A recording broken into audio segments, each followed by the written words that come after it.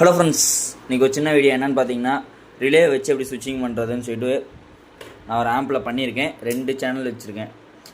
இங்கே ஒரு சரவுண்டு, இங்கே ஒரு சரவுண்டு, 2 போர்டு. ஆனால் போர்டு ஒன்று தான் ஒர்க் ஆகுது. அதுக்கு நான் சுவிட்சில் கனெக்ஷன் பண்ணி பார்த்தம்போது சுவிட்ச் வந்து ஒரு சேனல் விட்டு பாடுது, இல்லைனா கரகரன்னு பாடுது. அதனால் நான் ஒரு ரிலே வச்சு ஆல்ட்ரு பண்ணிட்டேன். 8 பின் ரிலே வச்சு வோல்ட்டு கொடுக்கும்போது வந்து இது ஒர்க் ஆகிற மாதிரியும், வோல்ட் இல்லாத போது யூடி ஒர்க் ஆகிற மாதிரியும் நான் பண்ணிட்டேன்.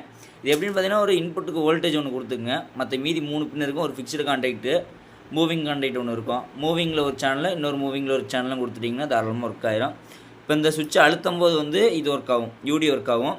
அது இந்த சுவிட்சை வெளியே எடுத்து விட்டிங்கன்னா மார்டின் இது ஒர்க் ஆகும். இது ஒரு சின்னதாக தான், அந்த அளவுக்கு இல்லை. இது பேசிக்காக பிகினர்ஸுங்களுக்கு அந்த அளவுக்கு தெரியாது.